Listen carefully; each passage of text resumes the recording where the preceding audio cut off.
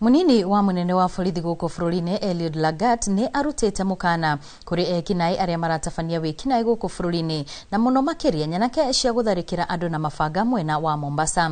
Akĩaria hĩndĩ ya kĩgomano kĩa komanda a borithi kĩrĩa kĩrathiĩ na mbere mwena ũcio, Lagat augĩte ekinaĩ o hamwe na arĩa marĩ wendi-inĩ wa ndawa cia kũrebia nĩ magũtũngana na guoko kwa watho. Kahinda-inĩ o kau, Lagat nĩ augĩte thĩinĩ wa kĩgomano gĩkĩ nĩ megũkorwo makĩrora maũndũ megiĩ ũgitĩri makĩria hĩndĩ ya ithurano cia mwaka ũkĩte na nĩguo kũhe kanya a Kenya ga gũthurana na njĩra ya thayũ.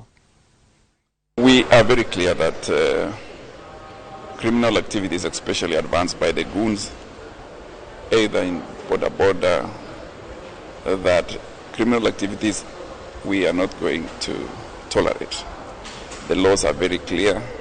I have spoken against it. The CS Interior has done so, and we have a clear directive also from the Inspector General of National Police to deal with these criminal activities firmly and according to the law.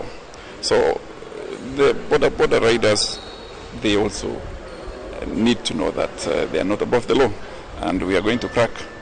We are going to crack extremely hard for anybody who breaks the law.